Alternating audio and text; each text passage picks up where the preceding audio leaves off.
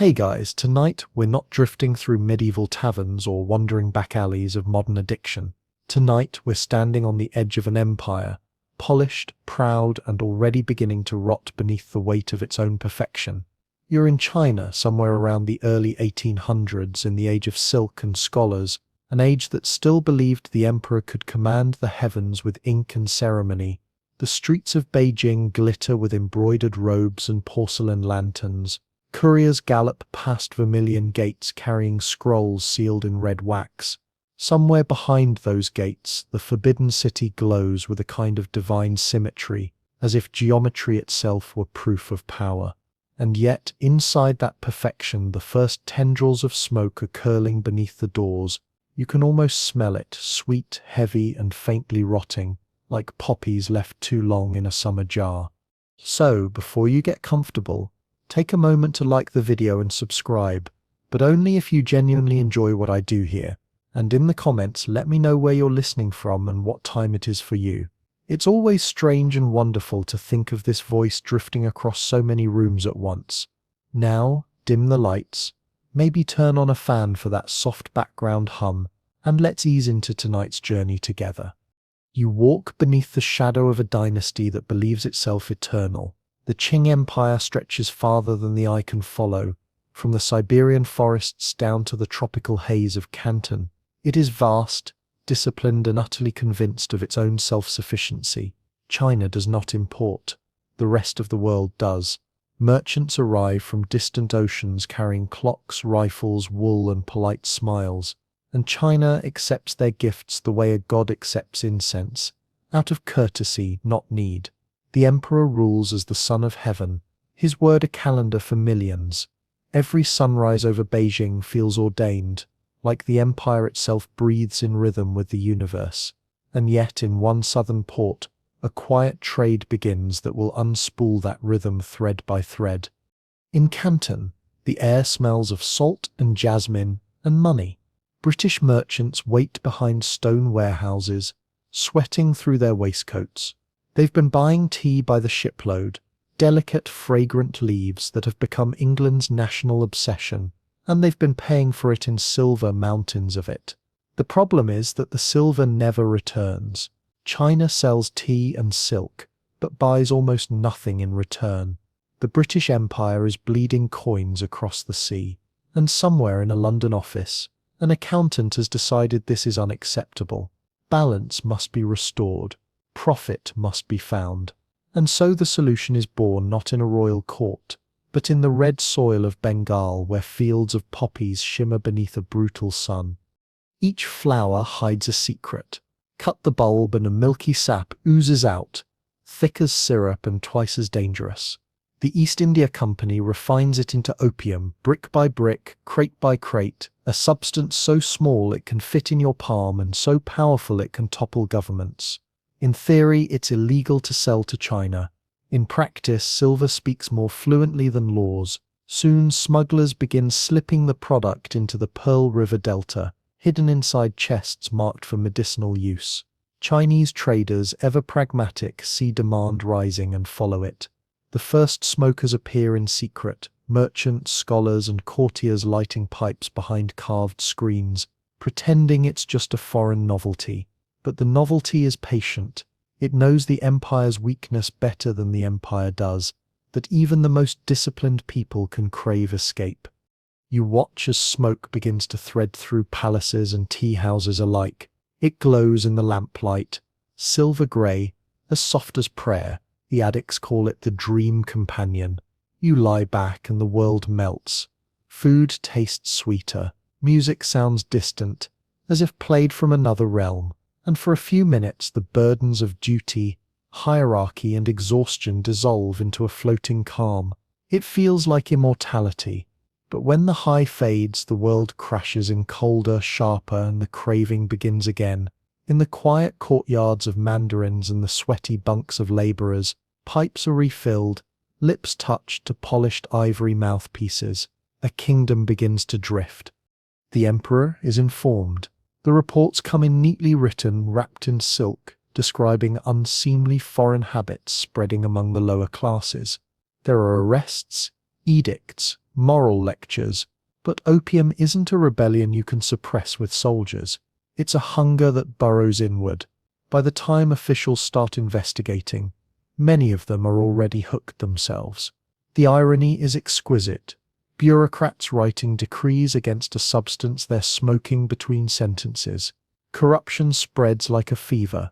The silver that once filled the imperial vaults now pours out of China, buying the very poison draining its people.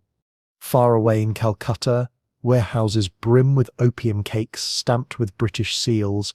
The profits are obscene. British merchants drink champagne and toast to free trade, while in Canton Chinese farmers sell their children for another dose. It's one of history's quieter apocalypses.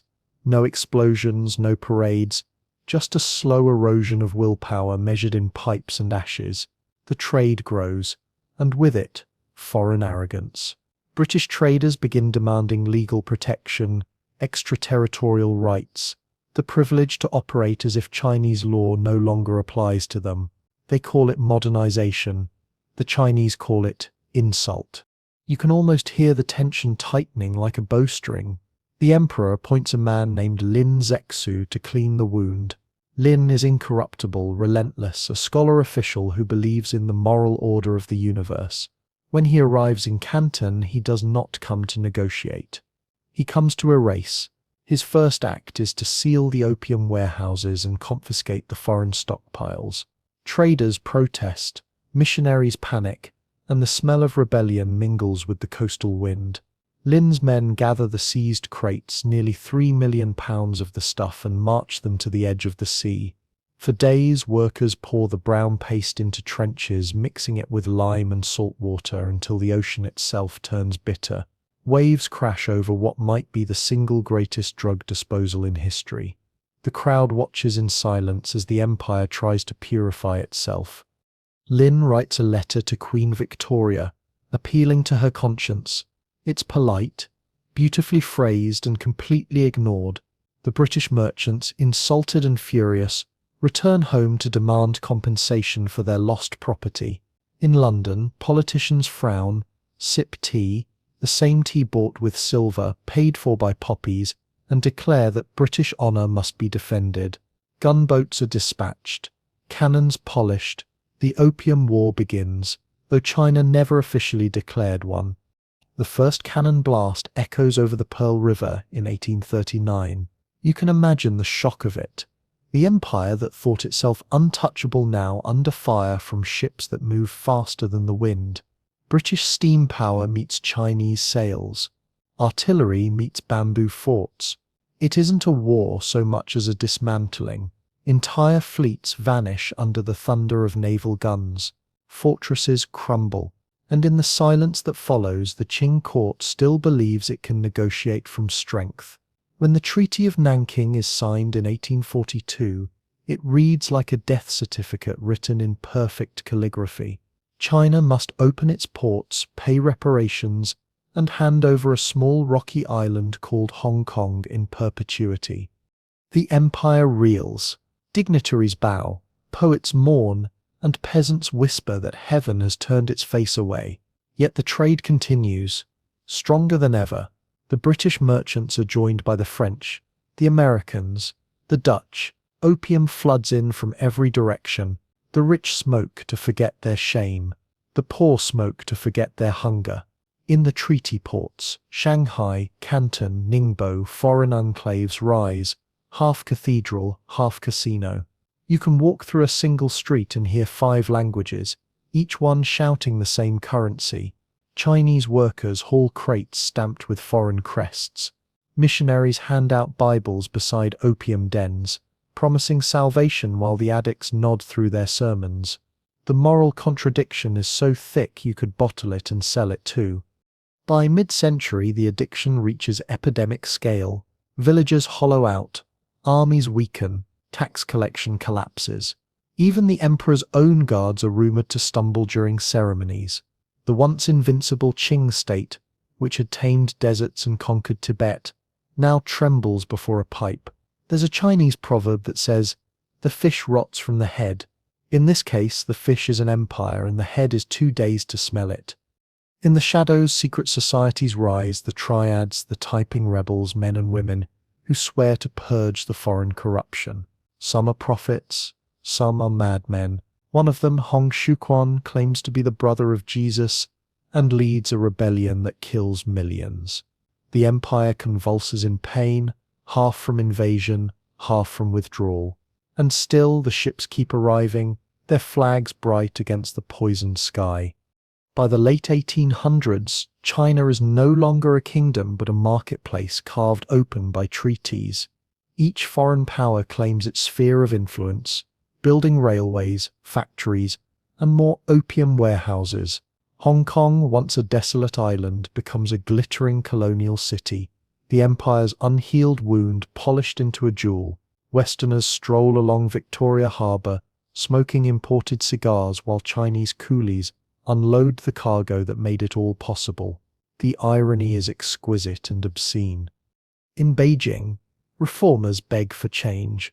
Poets write laments comparing the empire to a dragon sedated by smoke.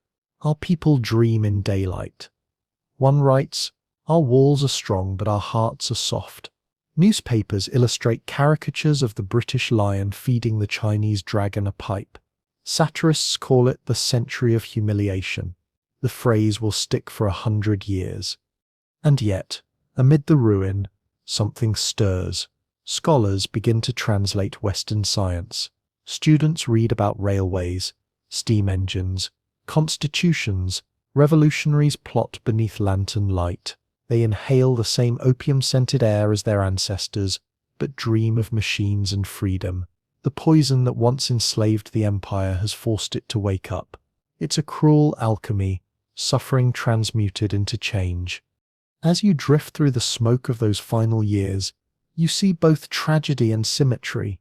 The empire that once refused to trade learned too late. The cost of arrogance. The merchants who sold addiction now call it history, and the people, still standing, still enduring, learn that survival sometimes begins after dignity is gone. The pipes crack, the dens rot, the dynasties fall. But the story never really ends. Even today, the echoes of that trade ripple through the modern world, through borders, economies, addictions, old and new. Every powder, every pill, every promise of relief carries a trace of that first slow destruction. History, like smoke, never truly disappears. It only changes shape. You follow the money. It snakes its way out of the empire like a vein turned inside out, silver streaming toward the ports of Bengal, where the air hums with both prayer and profit. Here the British East India Company reigns not with crowns but with ledgers. The empire that could not conquer China by force decides instead to conquer its sleep. Fields stretch to the horizon, neat rows of poppies swaying under a pale sun. Each flower hides a wound waiting to be opened. Peasants bend until their shadows vanish into the soil, scoring each bulb with a crescent knife. The sap bleeds thick and white, drying into a crust that glints like amber. Children gather it in clay bowls, traders pack it into cakes, and soldiers guard it as if it were gold. You walk through the warehouses along the Ganges and feel the temperature drop. Inside, men in linen suits stand beside scales and chests, their pens moving faster than the prayers of those outside. Each mark of ink transforms pain into profit. The language of the trade is clean: inventory, shipment, yield, words that erase the sweat, the famine, the hollowed eyes of villages forced to grow what they cannot eat. In London, stockholders toast the dividends without ever smelling the rot of a poppy field. They call it commerce. The farmers call it hunger. When night falls, Calcutta glows like an ember. Opium is dried, pressed, stamped with the company's seal, and stacked into pyramids taller than men. The workers, barefoot and silent, look like ghosts filing past an altar. You watch them roll the sticky brown paste on wooden boards until it gleams. It's measured, inspected, and then sealed inside teak chests. Each chest contains roughly 70 kilograms of dreams, labeled in cursive as medical supplies. Every signature on the export documents is perfectly legal, perfectly moral, perfectly false.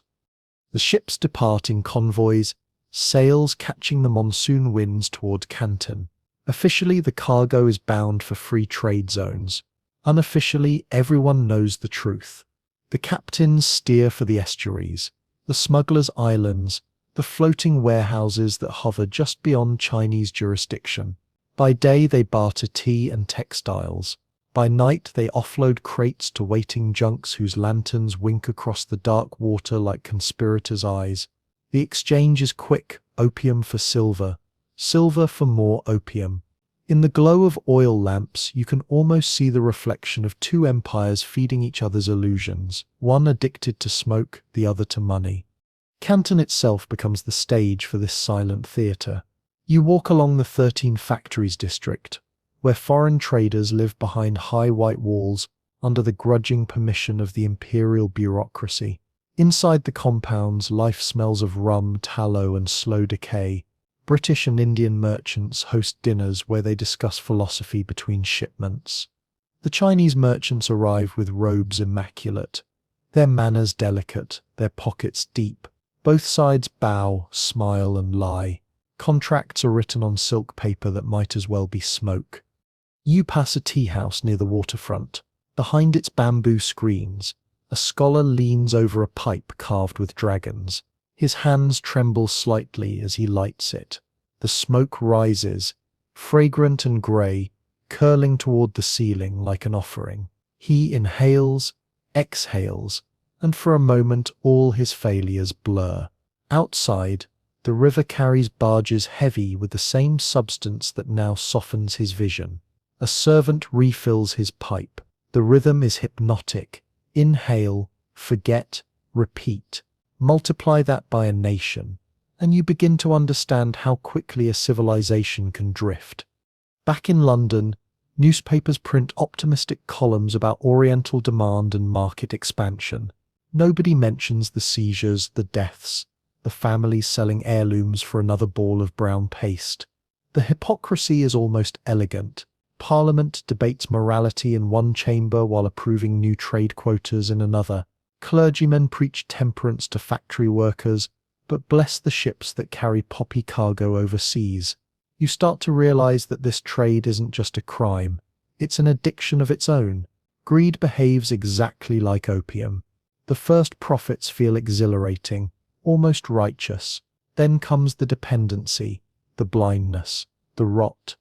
By the 1830s, the trade has metastasized. American clippers join the British fleets.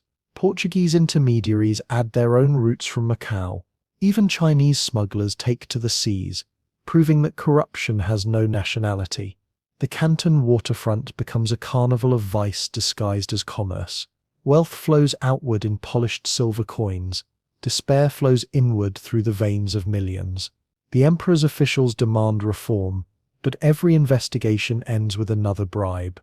The bureaucracy begins to look less like a government and more like a nervous system numbed by its own poison. One evening you stand on the deck of a British merchant ship, watching the sunset turn the river crimson.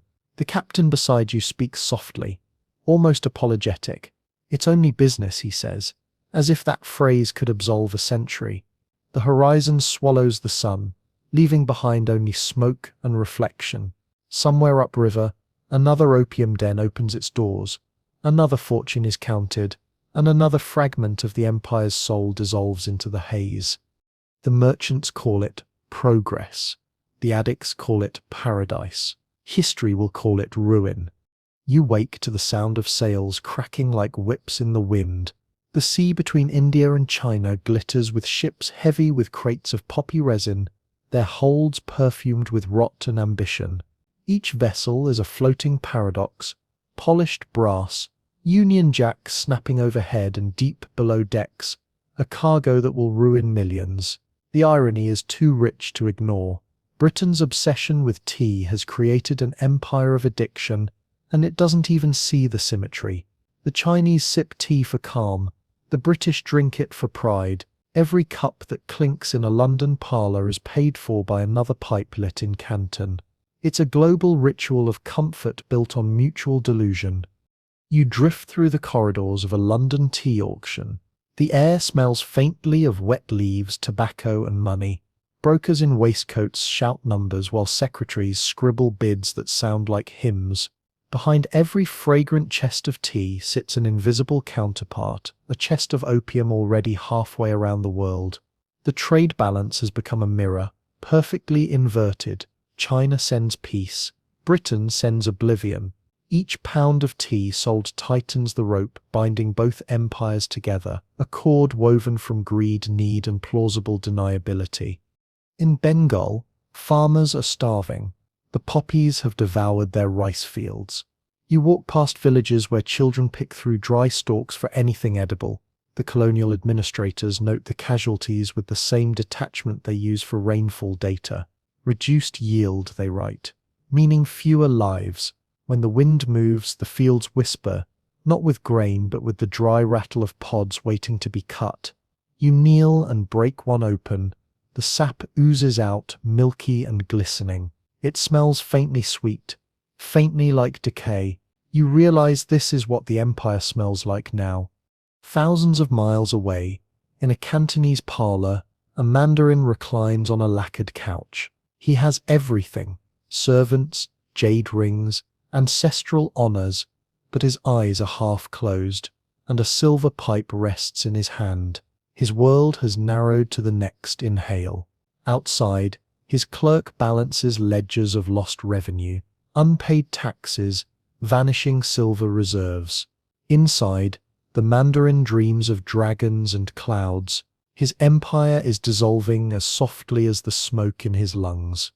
Trade ships arrive daily, docking in the Pearl River Delta like floating parasites. They unload silk and porcelain to maintain appearances, but everyone knows the real cargo comes out after dusk. Men in long coats carry crates ashore, guarded by hired Chinese intermediaries who smile as they betray their own laws. By morning, the goods vanish into warehouses hidden behind shops that sell lanterns and herbs. The merchants are efficient. They keep precise records of death disguised as profit. You step inside one of those makeshift opium dens. It's dark, airless, the only light coming from lamps burning animal fat. The floor is sticky with years of smoke residue. People lie shoulder to shoulder on narrow bunks, each lost in a private ocean of calm. Some are dock workers resting after shifts. Others are students, failed poets, minor officials. One man hums softly to himself, a lullaby from childhood, the words blurred by smoke. You realize they aren't chasing pleasure, they're chasing pause, a brief reprieve from the machinery of survival. The empire's moralists call it sin. The addicts call it silence. Farther inland, silver drains from the treasury at a rate that makes even the emperor tremble. The economy begins to hollow. The coins that once financed armies and canals now melt into foreign coffers. You imagine accountants in London tracing the flow of wealth with their fingers. China's loss neatly catalogued as Britain's gain. On paper it looks elegant. In reality, it's a vein being opened and never closed. The more silver leaves, the more opium enters, and the cycle tightens like a noose. Back in London, afternoon tea becomes an institution. Parlours hum with polite conversation, porcelain cups clinking like tiny bells. The women gossip about fashion. The men discuss empire. Nobody asks where the leaves come from or why they've suddenly become cheaper. They don't see the starving peasants in Bengal or the addicts in Canton. They see civility, order, refinement, proof that the empire works. Every swallow is an act of denial dressed as culture. If hypocrisy had a flavour, it would taste like Darjeeling. The Qing court issues new decrees, denouncing the trade as barbaric. Opium is banned. Smugglers are executed. Officials are ordered to reform. Yet the emperor's words dissolve before they reach the ports. Corruption has its own gravity. Inspectors arrive to enforce the law and leave with pockets heavy with silver. Even the soldiers stationed at checkpoints smoke in secret. It's not rebellion anymore. It's dependence. You can feel the futility hanging in the humid air, an empire at war with its own reflection. In one letter, a Canton official confesses, "We have become like silkworms eating our own cocoons." You picture it, millions of people wrapped in threads of smoke, spinning tighter, softer, quieter. The addiction has become a culture of its own. Pipes are crafted with artistry. Opium recipes circulate like poetry. The dens are decorated with calligraphy, praising peace and harmony, as if language could disguise decay. There's beauty even in the ruin, which somehow makes it worse. Meanwhile, British politicians debate trade ethics in Parliament, their speeches polished with moral ambiguity. Some argue for humanity, others for profit. If we cease the trade, one member warns, our rivals will simply take it up. The logic is bulletproof and heartless. It's the same reasoning used by every empire before and after. If evil is profitable, better that it be our evil. Votes are cast, papers signed, ships loaded. The system keeps spinning. By the 1830s, tea and opium have become twin pillars of the global economy, one fragrant and respectable, the other fetid and shameful, yet both indispensable. You begin to wonder if history itself is addicted, unable to stop repeating its worst habits. The trade routes trace a shape across the oceans like a scar, a line connecting greed to grace, commerce to catastrophe. Somewhere between London's tea shops and Canton's alleys, a civilization starts to collapse not from war, not from famine, but from the quiet, voluntary surrender of will. And as you stand by the Pearl River, one humid night, the scent of opium thick around you, you realize that this is how empires die, not with explosions, but with sighs. A flick of a pipe lid, a curl of smoke, a pause mistaken for peace. The dream is too sweet to end, and by the time it fades, it's already too late to wake up. You stand in the corridor of a Qing official's residence, the kind of place where power still moves like a slow current under polished floors. The walls are painted with cranes and clouds, the air perfumed with sandalwood and authority. Servants pad silently past, carrying scrolls and tea trays, their faces composed into masks of deference. On the surface, the empire still glitters, but you can sense something softer beneath that lacquer, a kind of decay so polite it almost feels like grace. This is how corruption behaves when it has learned etiquette. It bows before it steals. Inside the main chamber, a group of mandarins sit cross-legged on silk cushions. They discuss tax reforms, canal maintenance and trade deficits in low, deliberate tones. But between their sleeves, small brass pipes glint like secrets. Each pause in conversation lasts just long enough for another puff. The smoke coils upward, fragrant, bluish, languid. It looks holy in the lamplight. You watch the most disciplined men in the empire breathe it in, as if they're inhaling the mandate of heaven itself. Outside, the empire shudders under debt and disillusionment, but inside these chambers, time has stopped. You drift through other rooms, guest halls, courtyards, study gardens, and find the same quiet ritual repeating everywhere. A poet finishes a verse about loyalty, then rewards himself with a pipe. A judge, proud of his moral purity, smokes only for reflection. Even the eunuchs guarding the imperial concubines indulge between shifts. It's no longer vice, it's routine, and routine is the most dangerous disguise of all. When destruction becomes habit, civilization doesn't collapse, it simply drifts out of focus. The emperor himself, cloistered behind golden screens, orders new edicts condemning the habit. His words are impeccable, each one calligraphed by scholars, read aloud before audiences who nod gravely, then return home to smoke in private. The scrolls travel across provinces, carried by couriers who stop at roadside inns and unroll the decrees beside their own pipes. The parchment absorbs the same smell it forbids. By the time it reaches the villages, the ink already feels hypocritical. Foreign merchants, meanwhile, have learned how to exploit this double life. They enter the city dressed in European fashion, coats buttoned, hair oiled, etiquette sharpened to a blade.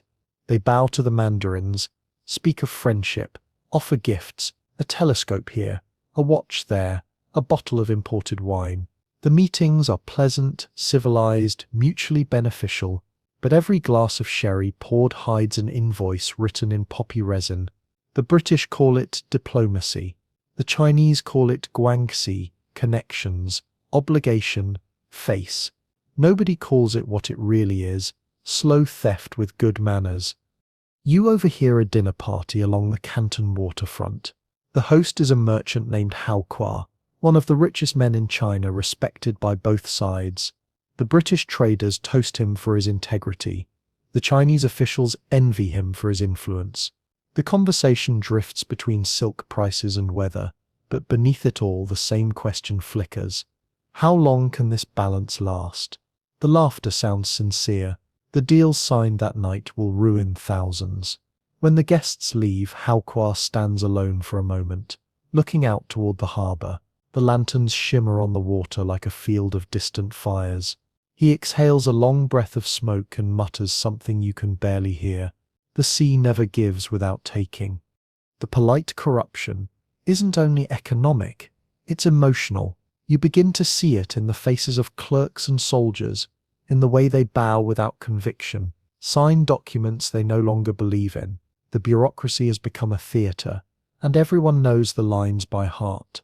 A governor caught smuggling opium into his own province writes an apology so eloquent that the emperor promotes him for sincerity. A magistrate sentences addicts to labor camps while his own son sells pipes behind the family shrine. There's no rage left, only exhaustion, the kind of moral fatigue that makes evil look ordinary. In the opium dens of Beijing, the elite lie beside beggars in equal surrender. Scholars with long fingernails tap ashes into the same bowls as prostitutes and thieves. The smoke makes everyone level, erasing hierarchy at least for a few hours. In a society obsessed with status, that equality feels intoxicating. The dens are quiet, almost reverent. Some are decorated with silk screens depicting immortals drifting through mist. A few patrons light incense before they smoke, as if paying respect to the god of forgetting. You sit among them and realize it's not rebellion, it's worship. The empire has built temples to oblivion and called them leisure. Meanwhile, corruption breeds creativity. Smugglers develop elaborate systems to avoid detection. Hollowed-out furniture, false-bottom chests, even religious icons filled with the forbidden paste. Officials establish anti-opium task forces that exist solely to collect bribes from offenders. It's a feedback loop so perfect, it might as well be divine comedy. Each new attempt to stamp out the vice only fattens another wallet. The moralists rail against depravity while secretly funding it. The priests condemn foreign influence but bless opium merchants who donate to their temples. Everyone wins until everyone loses. And somewhere deep within this chaos, you sense the first flicker of resistance, the quiet rage of a man who refuses to watch his country dissolve behind painted screens.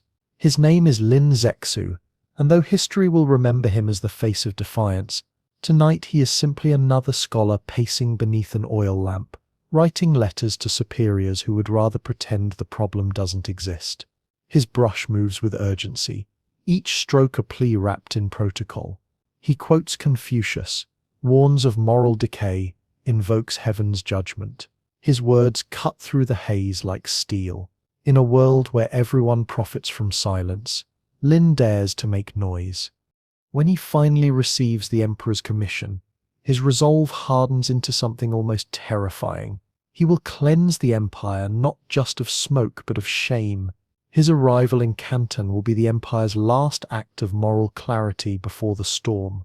But for now, you linger in the halls of power, surrounded by men who still believe control is possible. You listen to their laughter, the soft clink of porcelain, the sighs of smoke. The empire's heartbeat has slowed to a lullaby, and no one can tell whether it's resting or dying.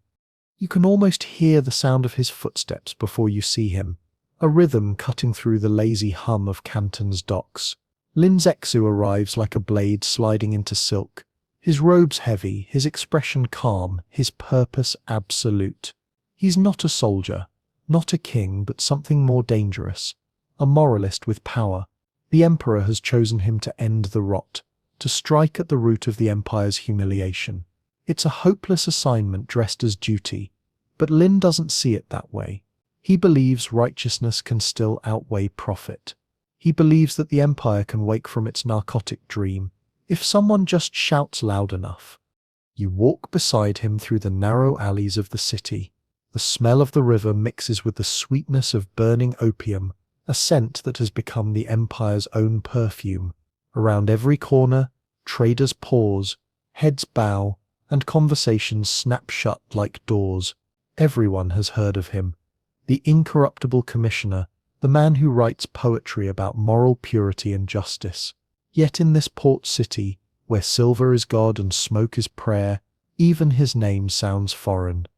His first act is to purge. He gathers every foreign merchant, every intermediary, every translator into a single hall and informs them, politely but firmly, that the opium trade will end immediately. The speech is measured, almost tender, the kind of courtesy that only sharpens the threat. Heaven is watching, he says, his voice echoing against the carved beams. You have sold poison to our people. You will stop. You will surrender your stock. The silence afterward feels enormous. The merchants glance at one another. They've heard such words before from other officials, men easily bought or intimidated. Lin, they assume, will be no different. But Lin doesn't negotiate. He enforces. His soldiers, disciplined and sober, march through the factories and seize every crate, every pipe, every grain of resin they can find.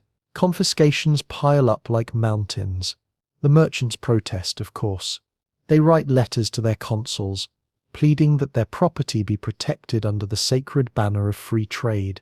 They call Lin a tyrant, a barbarian, a fanatic, but he doesn't flinch.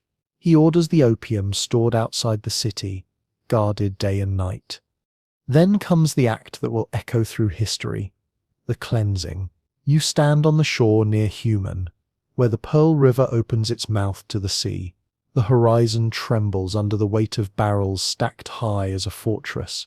Lin's soldiers work methodically, breaking them open, mixing the sticky brown contents with lime and seawater. The process lasts for days. The air grows thick with the bittersweet reek of dissolved dreams. Villagers gather on the banks to watch the empire's repentance unfold. Some weep. Others cheer. A few smoke quietly, unsure what to believe. When the final crate is emptied, Lin bows to the waves as if performing an offering. The sea turns cloudy, poisoned and purified all at once. In London, the news is received like an insult carved into stone. Opium may be a vice, but it is their vice, and Lin's act is seen not as justice but theft. British merchants demand compensation, arguing that their property, their investment, has been destroyed by an uncivilized power that doesn't understand the rules of commerce. The language of greed is always dressed in reason.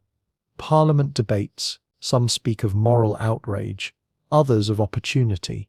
We cannot allow our trade to be dictated by despots, one lord declares. What he means, of course, is that profit cannot be dictated by conscience. Back in Canton, Lin's campaign intensifies. He arrests addicts, expels corrupt officials, and demands strict reform from the bureaucracy. His letters to the emperor are filled with hope and dread. Your servant has extinguished the evil at its source, he writes. Yet the barbarians grow restless. He senses what's coming even before the first ship sails from Hong Kong. The British response will not be negotiation. It will be fire.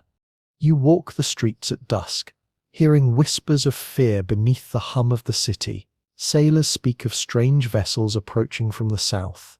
Ships made of black iron that move without wind. The people don't believe it. Such machines belong to myths, not oceans. But then, one morning, the sky over the Pearl River fills with smoke that isn't opium. It's gunpowder. British cannonballs tear through junks and forts like parchment. Steam engines howl. Lin watches from the ramparts as the future, loud, mechanical and merciless, arrives at his doorstep.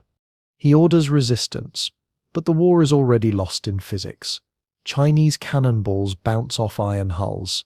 British rockets scream through the air, splitting the night open like lightning.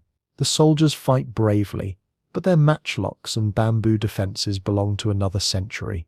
You can see it in Lin's eyes, the dawning horror that morality cannot compete with modernity. His letters, once full of confidence, turn elegiac. The enemy possesses devices beyond our comprehension, he writes. Their ships move without wind. Their guns strike like thunder. Heaven tests us, and we are found wanting. The emperor, desperate to save face, recalls him to the capital. It's a polite dismissal dressed as honor. Lin obeys without protest. He knows what it means to fail honorably. It is, after all, the only kind of failure the empire still understands. As he leaves Canton, the people line the streets, bowing low. Some toss petals into the air. Others offer silent prayers. To them he is a hero, the last honest man in an age of corruption. But heroism does not stop gunboats. By the time he reaches Beijing, the British have already taken city after city, and the empire's illusion of invincibility lies shattered along the coast. You imagine him sitting alone that night, ink brush trembling slightly in his hand. I cannot sleep for the cries of my people. The smoke of their ruin rises like incense. I fought with virtue and lost to iron. Heaven forgive me for believing in heaven. He seals it, sets down his brush, and closes his eyes. Outside, the empire burns quietly, not yet destroyed but no longer whole. His campaign, his defiance, his purity, all of it will be reduced to a single footnote in the treaties to come. But for a moment you can still feel his resolve glowing like an ember in the dark, a brief, flickering proof that one man tried to hold back the tide. And when the tide finally swallows him, it carries not just a man but the last illusion of moral control in a world already bought and sold. You wake to the sound of iron cutting through fog. The harbour at Canton trembles under the groan of engines. The water ripples as something massive approaches, hulking silhouettes, black against the morning mist, like beasts dragged from a nightmare. The British gunboats have arrived. Steam curls from their stacks, cannons jutting like teeth. They move with an alien purpose, indifferent and methodical, their flags snapping in the wind. The locals on the docks stare in silence. To them, these machines are monsters, ships that breathe smoke, eat fire, and exhale death. To the British, they are simply tools, an efficient means of persuasion. You stand at the edge of the wharf as the first shell arcs through the air. It lands somewhere upriver with a hollow, thunderous bloom. The ground shakes, birds scatter, and the echo rolls across the hills like a curse. The war has begun, though no one ever really called it that. Not officially, not cleanly. On paper, it's a dispute over trade. In reality, it's a clash between centuries. The Qing soldiers wear armor of silk and leather, their pikes glittering like relics from another age. The British sailors are armed with rifles, telescopes, and mathematics. It isn't a battle, it's an autopsy. From your vantage point, you see the difference not in the weapons but in the posture. The British move with mechanical confidence, drilled and practiced. The Chinese troops fight with bravery but confusion. Their commanders shout orders that vanish beneath cannon fire. Every burst of smoke from the gunboats erases a piece of the shoreline. Forts crumble, villages burn. The Pearl River becomes a graveyard of splintered ships. The war lasts months, but the outcome is decided in minutes. Lin Zexu's successors beg the emperor for reinforcements. Messages travel north by horseback, each one more desperate than the last. Our cannons melt under fire, one report reads. The enemy's shells split stone like bamboo. But in Beijing, the court debates ceremony and omens. They consult astrologers while the coast falls. The Son of Heaven still believes divine order can correct the imbalance of gunpowder. He doesn't yet understand that the age of heaven has ended, and the age of machinery has begun. You drift through the aftermath of a battle near the Bogue forts. The air smells of salt and iron. Bodies line the shore, their armor glinting dully under the haze. A few survivors stagger through the mud, dazed, clutching broken spears. Among them lies a cannon, its barrel split open like a peeled fruit. British officers stand nearby, sketching the scene as if documenting a scientific experiment. One of them pockets a piece of shattered porcelain, a souvenir from the empire he's helping dismantle. The other lights a pipe, perhaps filled with the very substance that started all this. The symmetry is obscene. Farther upriver, villages that once thrived on tea and silk are reduced to ash. The people flee inland, carrying what little they can. Refugees clog the roads, their faces blank with disbelief. They've heard stories of barbarians from the west, but nothing prepared them for this. A war fought not for land or glory, but for the right to sell poison.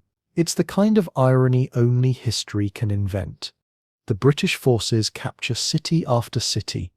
Amoy falls, Ningbo falls. Shanghai opens its gates without resistance. Each victory is followed by a negotiation that feels more like extortion.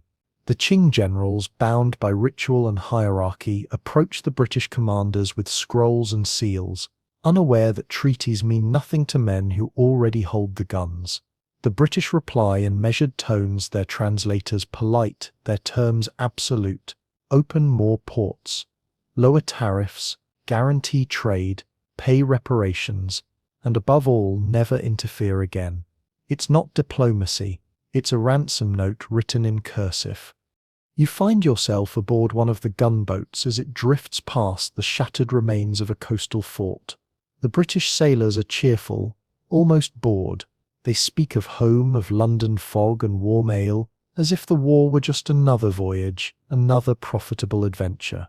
One reads from a newspaper, describing Lin Zexu's defiance. They laugh, calling him the celestial bureaucrat. Another points to the coastline and says, "By next year they'll be begging us to stay." You look at them and realize they're not evil. They're ordinary. That's what makes it terrifying. History's worst crimes are committed not by monsters but by men who believe they're doing their jobs. In the distance you see Canton itself under bombardment. The city that once pulsed with trade and pride now trembles beneath a haze of smoke and fire. Roofs cave in, temples collapse. The Pearl River glows red in the twilight. You can almost hear the screams carried by the wind, blending with the whistle of shells. And yet, through it all, the opium dens remain open. Even as the cannons thunder, addicts lie sprawled in their haze, indifferent to everything. Smoke inside, smoke outside, the world reduced to a single rhythm of inhalation and destruction. The war drags on through exhaustion more than resistance.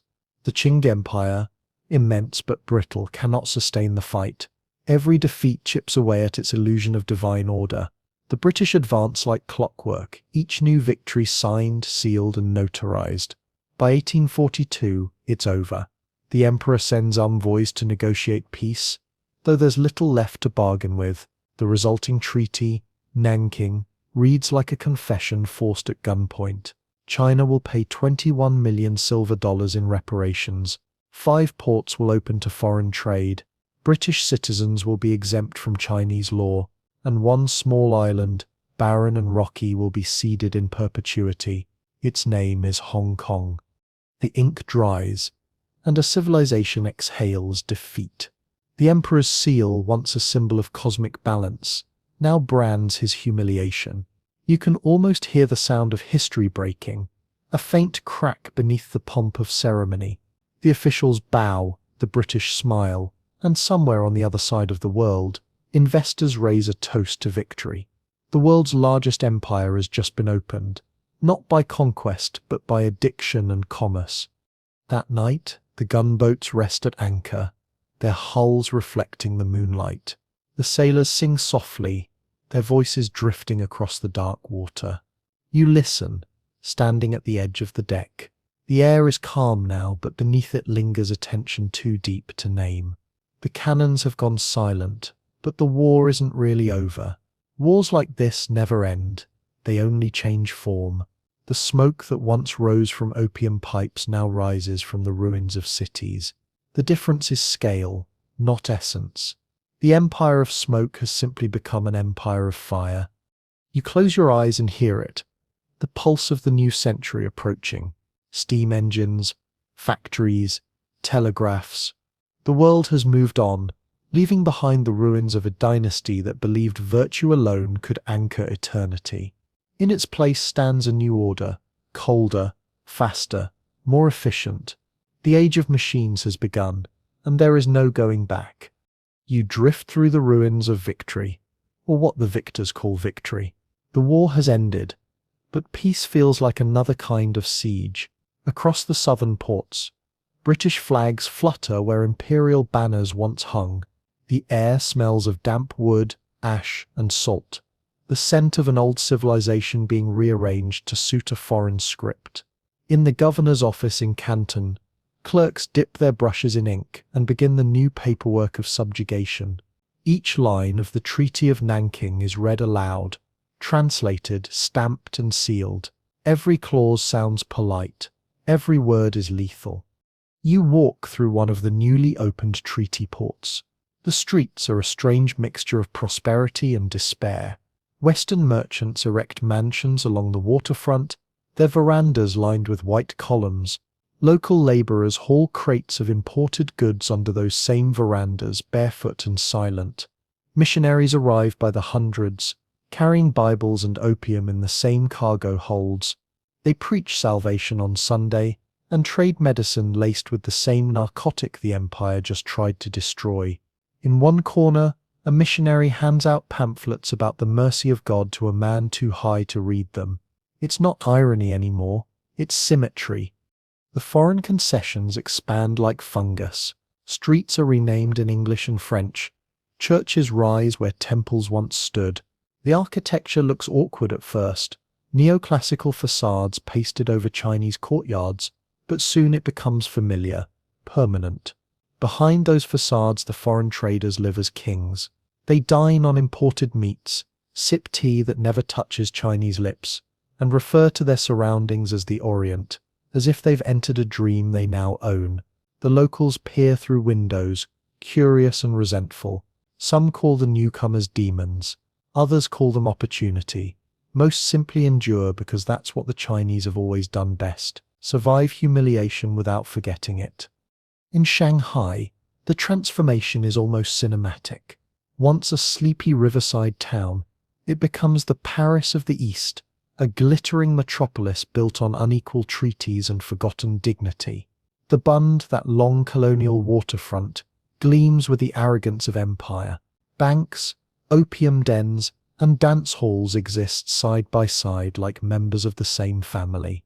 At night, rickshaw men wait in the rain while foreigners waltz under chandeliers. The light spilling from the windows reflects off the puddles, doubling the illusion. Inside, violins play. Outside, thunder rolls over the river. The empire has become a mirror, showing the world what happens when power mistakes itself for permanence. The Chinese elite adapt with uncomfortable grace.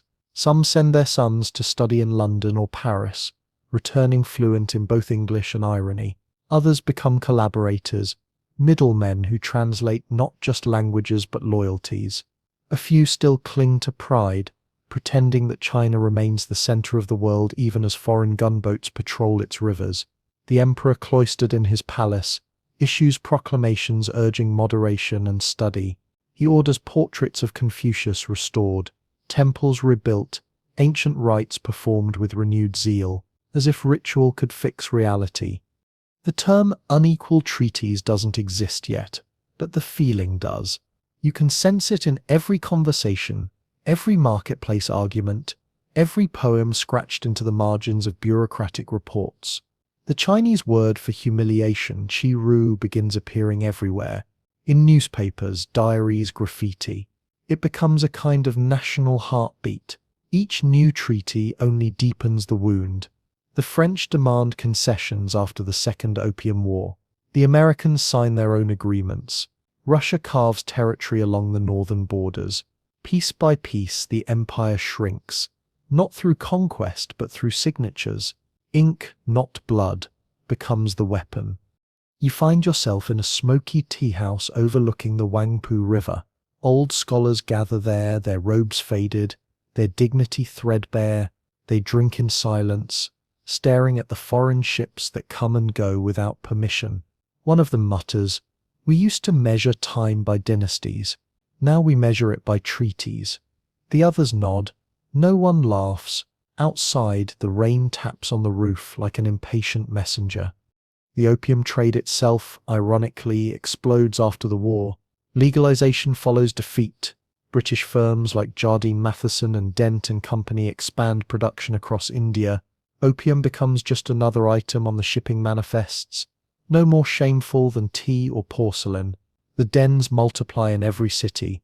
In Canton, you can walk a single street and count 20, each one filled with men stretched out in blissful paralysis. The smoke hangs low, heavy as grief. Even foreign visitors describe the scenes with horror. They are not men, one missionary writes, but statues carved from despair. But despair too becomes an export. Western artists paint opium smokers as exotic curiosities, their lethargy mistaken for mysticism. Tourists buy postcards of ruined temples and dreamy-eyed addicts. The empire's suffering becomes another commodity, something to be consumed and displayed, and all the while the silver continues to flow outward, the wealth of centuries leaking into the hands of those who call themselves civilizers. In Hong Kong, construction booms. The barren island traded for peace turns into a fortress of trade. Docks, warehouses, and banks rise overnight.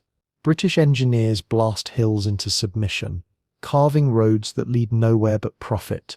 The colony becomes a symbol of victory and a promise of permanence, a tiny rock holding the shadow of an empire. The irony is almost poetic. The very nation that once refused to trade now exists as a port built on its own defeat. Everywhere you go, you hear the same refrain, spoken softly, bitterly.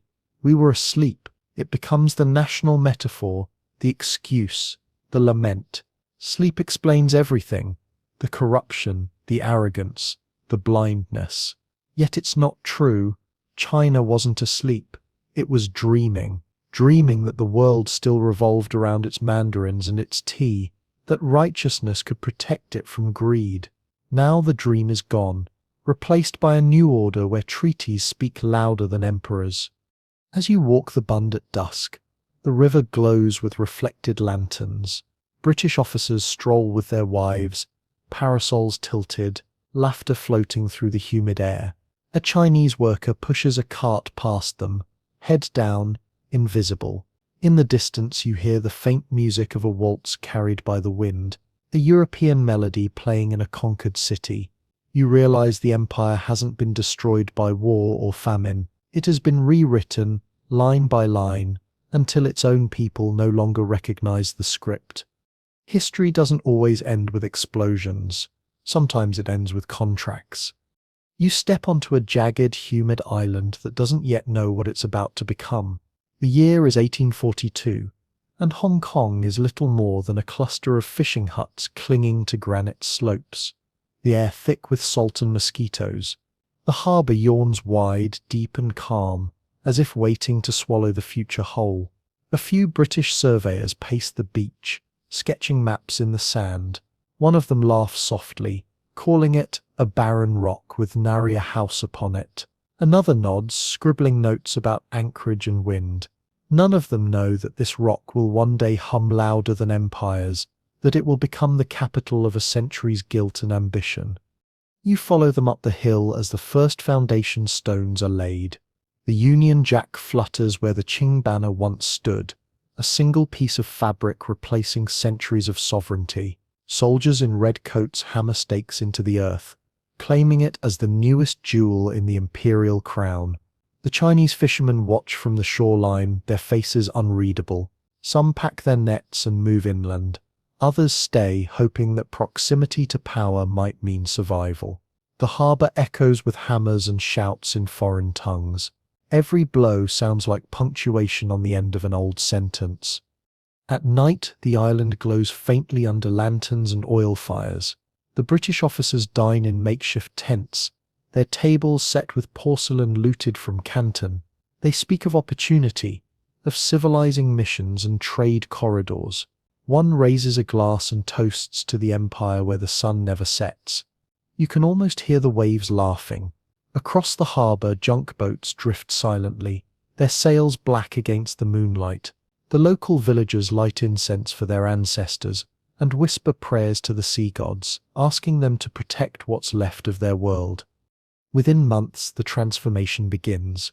Streets are carved into the hills, warehouses sprout along the waterfront, merchants arrive from India, Scotland, Portugal and beyond. The air fills with the clang of construction, the scent of lime and sweat. The Chinese labourers who once tilled rice paddies now haul timber for buildings they will never enter.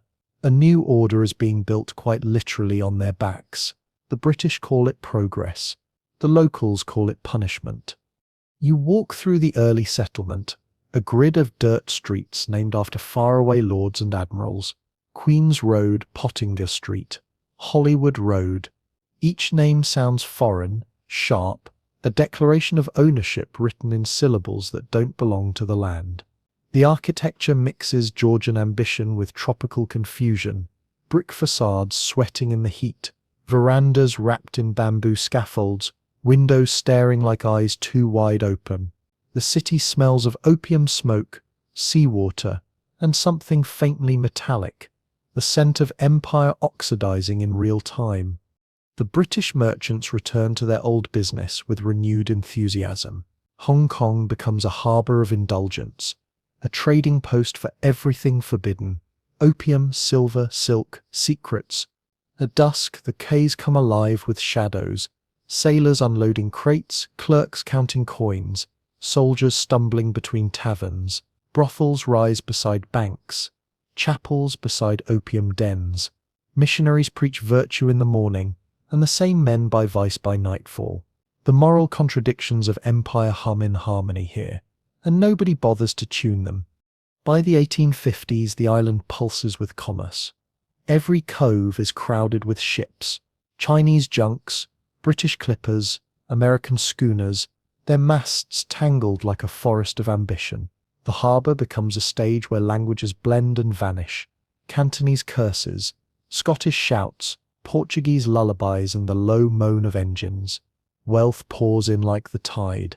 Bankers and smugglers drink from the same bottles, both convinced they are building civilization. When the British governor walks through the market, the traders bow low, smiling, hiding their contempt behind perfect courtesy. They know the game by now. The empire always calls theft by another name. Yet beneath the fever of expansion, ghosts begin to gather. The opium trade doesn't just sustain the colony, it haunts it. Shipments arrive daily, offloaded under official supervision, taxed, inventoried, blessed by bureaucracy. Every brick of resin that passes through the port carries an echo of the drowned coastlines and burned villages left behind. The wealth that builds Hong Kong comes from the same smoke that ruins Canton. It's the perfect crime, clean, efficient, and utterly deniable. The British records refer to it as import revenue. The addicts inland call it death. You wander through the narrow Chinese quarter near Taiping Shan, where poverty lives in the shadow of foreign prosperity. The streets are narrow and damp, the alleys veined with sewage.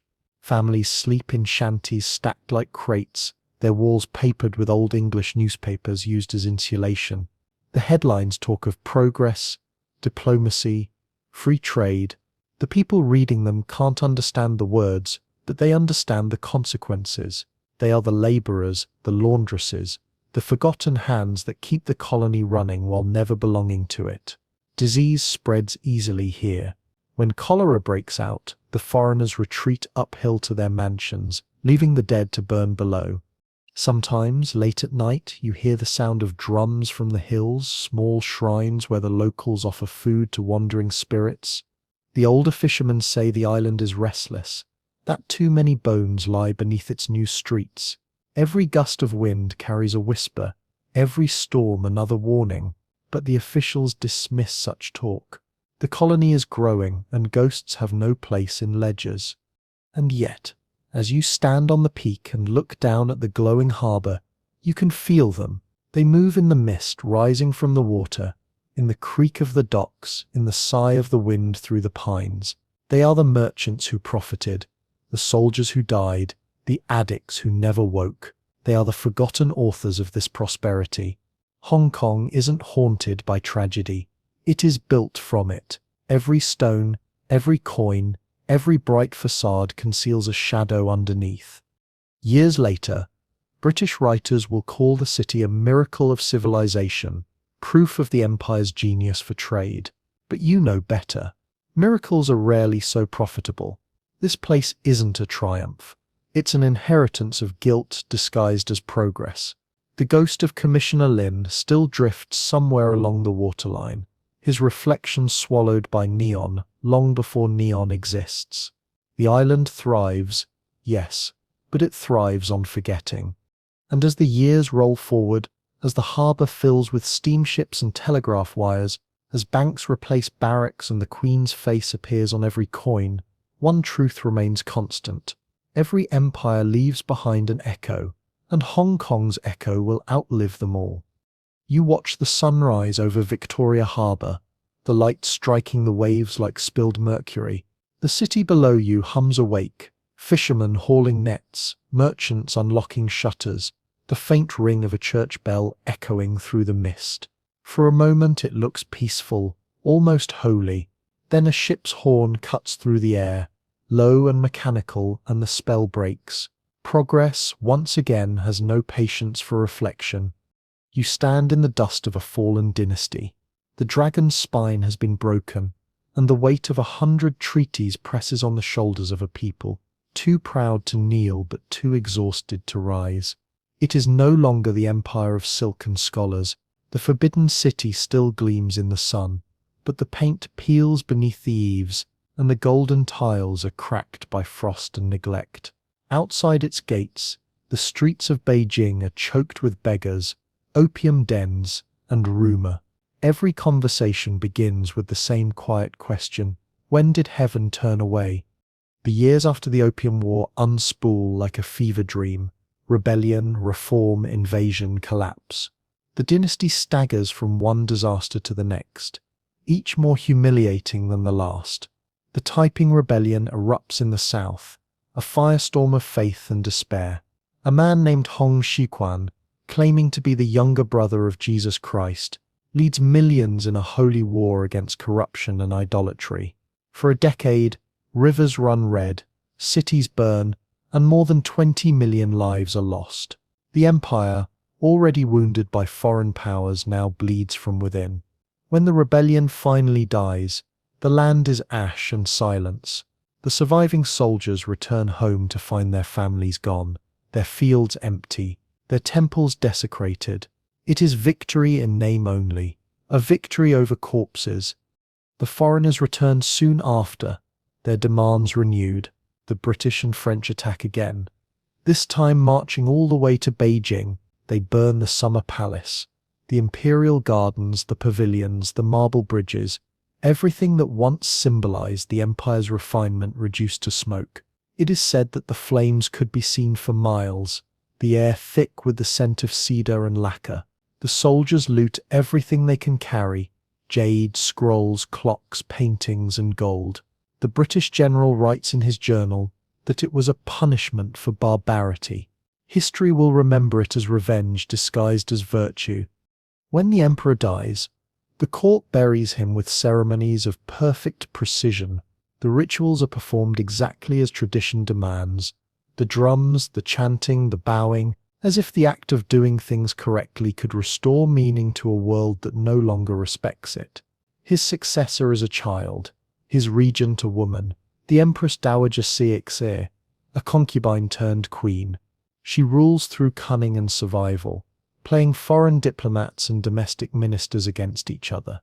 Under her reign, the empire becomes a strange twilight thing, outwardly alive, inwardly hollow. Factories rise beside temples, steamships dock beside dragon boats, and the old scholars curse machines they no longer understand. You wander through Shanghai, the crown jewel of humiliation.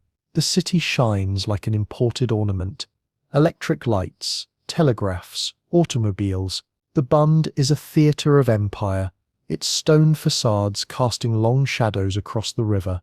Inside the clubs, Western businessmen sip gin beneath ceiling fans that turn lazily in the heat.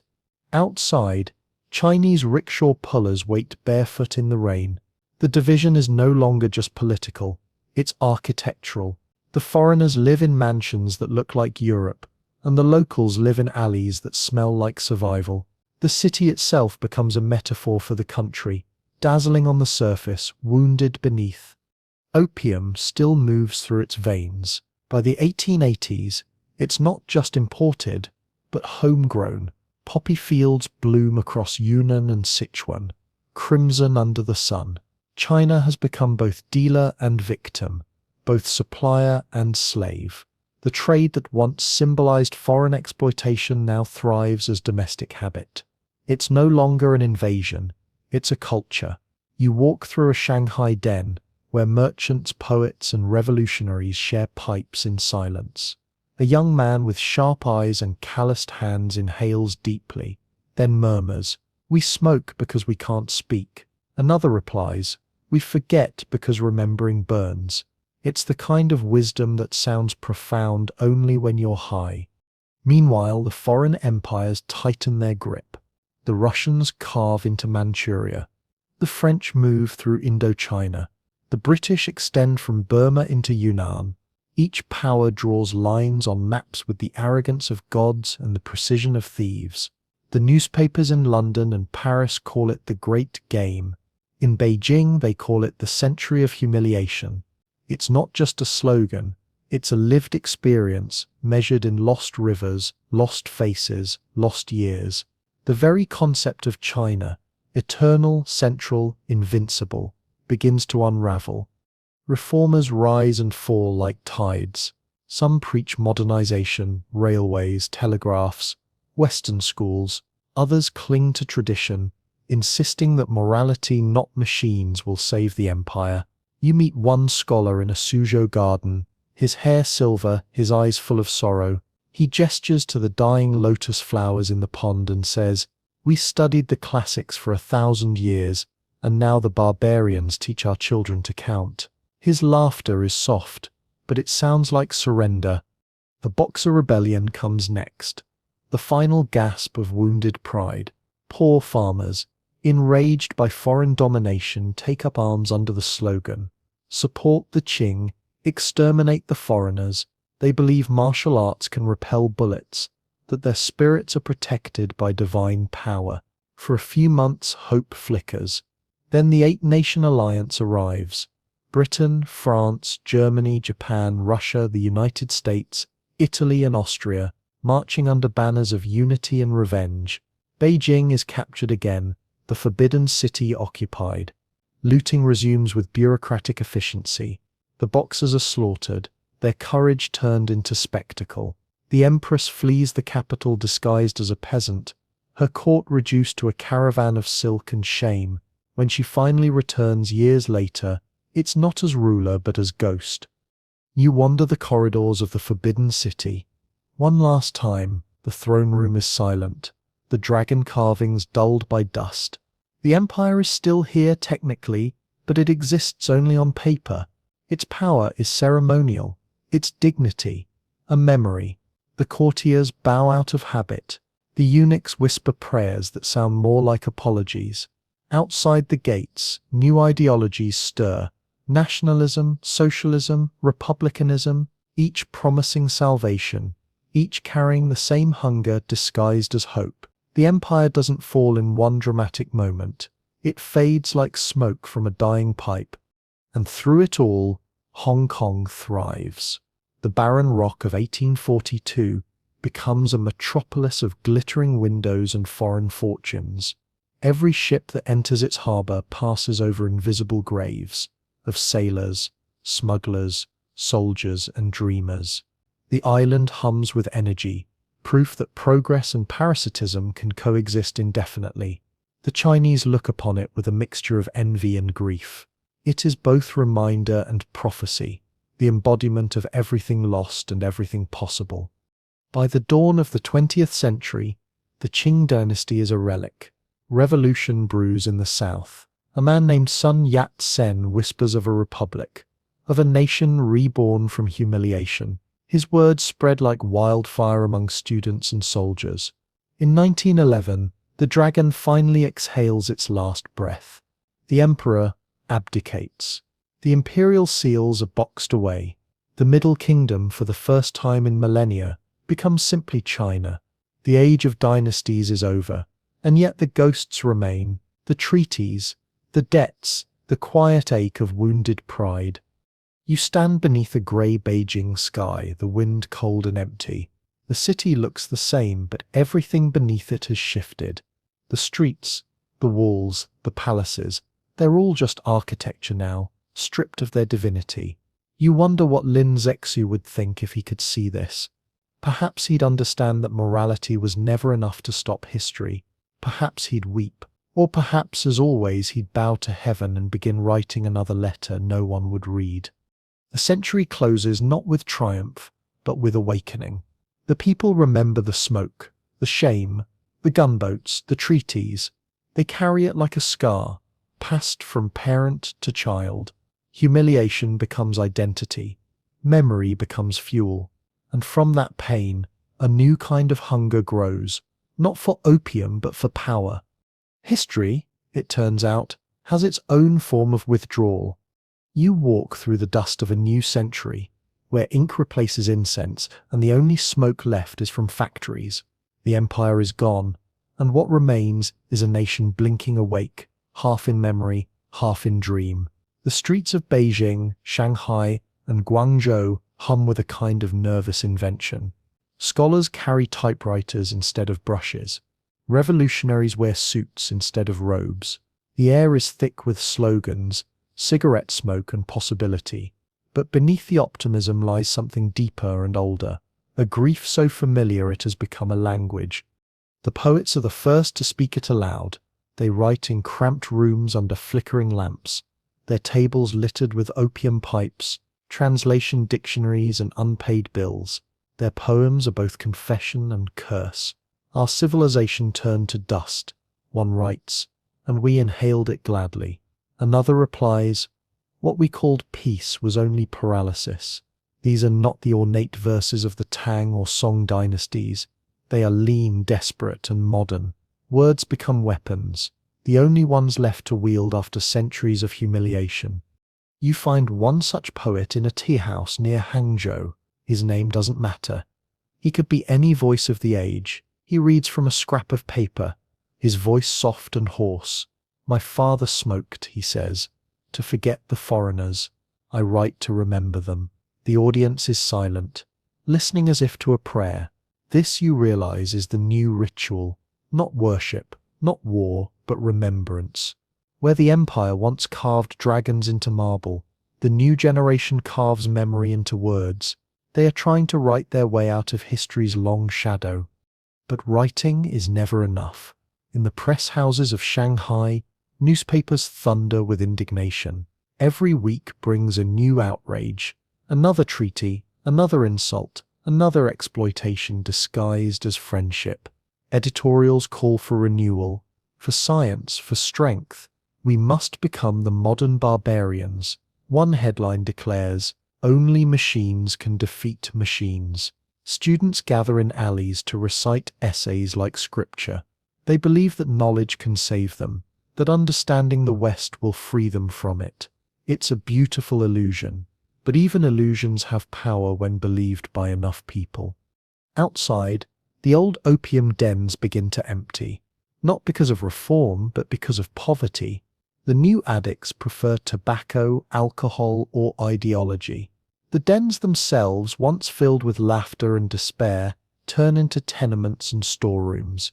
You walk through one, cracked tiles, stained walls, the faint ghost of sweetness still clinging to the air. In one corner, a child plays with a pipe she found in the rubble, blowing dust instead of smoke. The irony is too gentle to hurt anymore. History has become background noise. Across the river in Hong Kong, The lights burn brighter than ever. The colony thrives on the ruins of empire, its skyline rising like a boast. The banks are full, the streets clean, the ships endless. It's everything the old empire wanted to be. Efficient, modern, respected. And yet it doesn't belong to China. To the mainland it's both wound and window, proof of what was lost, and what could have been. You stand on the promenade, and look across the water. The reflections shimmer, British lamps on Chinese waves, Western wealth on Eastern labour. If ghosts still walk here, they do so quietly, disguised as businessmen. Back in the interior, reformers turn to new weapons, schools, machines, revolutions of thought. The written word becomes the battlefield. Students copy essays by Lu Xun and Chen Duxiu, men who strip away the poetry of the past and replace it with plain fury. Lu Xun writes, "We are a nation of coolies, laboring not for progress but for penance." He's right, but he's also tired. Every sentence he writes feels like an attempt to exorcise the century behind him. You can feel Lin Zexu's ghost nodding somewhere in agreement. The battle against smoke has become a battle against forgetting. And still, amid all the change, one thing remains constant. The Chinese capacity for endurance. You see it in the farmers who plant rice where poppies once grew, in the teachers who rebuild schools from the ashes of war, in the quiet dignity of a people who refuse to vanish no matter how many times the world tries to erase them. They survive emperors, conquerors, ideologies, and addictions. Each generation inherits not just history but a kind of stubborn grace, the ability to rise, cough, and keep walking. You wander through a museum decades later, where the relics of that long catastrophe sit behind glass. Opium pipes, trade ledgers, fragments of porcelain, portraits of men who once believed they could command the wind. Schoolchildren pass by whispering, giggling, not fully grasping what they're seeing. To them it's distant, almost mythic. To you it's all still smouldering. Every object hums with the residue of choices that shaped the world. On a nearby plaque, engraved in delicate characters, you read a line attributed to Lin Zexu himself. The smoke may pass, but its shadow remains. Outside, the world has changed beyond recognition. Cars instead of carriages, airplanes instead of junks, neon instead of lanterns. But the rhythm of memory endures. The city lights flicker like candles, and for a moment the ghosts seem closer. The merchants, the addicts, the poets, the emperors, all still circling the same questions. What is strength? What is freedom? How much can a nation lose before it forgets what it is? And as night settles over the river, you realize that the story of the opium trade was never just about smoke or silver. It was about the human hunger for escape, the same hunger that built temples, empires, and machines, the same hunger that still hums inside us when we stare too long at a screen or a drink or a dream. The empire fell, but the impulse remains. History doesn't repeat itself. It just changes its flavor. The wind off the harbor carries the scent of rain and coal. You close your eyes, listening to the hum of distant traffic, imagining it as the echo of old gunboats. The past never disappears. It lingers in treaties, in streets, in the silence between breaths. You take one, slow and steady, and feel the weight of centuries settle, then lift, like smoke dispersing in sunlight. The story ends not in despair, but in endurance. You whisper, almost to yourself, all that remains is the writing, the ashes, and the ink. The story drifts towards silence now. The harbor fades to a pale shimmer, its waters calm again, its ships reduced to silhouettes. You're still standing where it began, at the edge of an empire that once called itself eternal. The night hums faintly, the sound of electric lamps replacing the flicker of torches, the quiet murmur of waves carrying the last fragments of an old dream. Somewhere far below, the sea laps against the stones where Lin Zexu poured the opium into the tide. And you imagine the particles still out there, dissolved but not gone, carried by currents into every century since. The world has changed so completely that it feels almost peaceful now. The cities pulse with light. The old palaces have become museums, and the language of power is written in pixels instead of seals. Yet the same questions linger, softer now but no less persistent. How much of the past can you forget before it finds its way back? How long can progress outrun its own reflection? You breathe in and the air feels clean, but somewhere beneath the surface the ghost of smoke remains. The wind rises gently from the harbour, carrying the mingled scents of salt and asphalt, incense and diesel. It smells like history, layered, imperfect, alive. You close your eyes and let it move through you, past you until the weight of centuries feels light enough to hold. The clamour of gunboats, the whispers of poets, the sigh of addicts, all of it dissolves into one long exhale. The empire is gone, but the story remains, written in the dust, the ruins, the ink.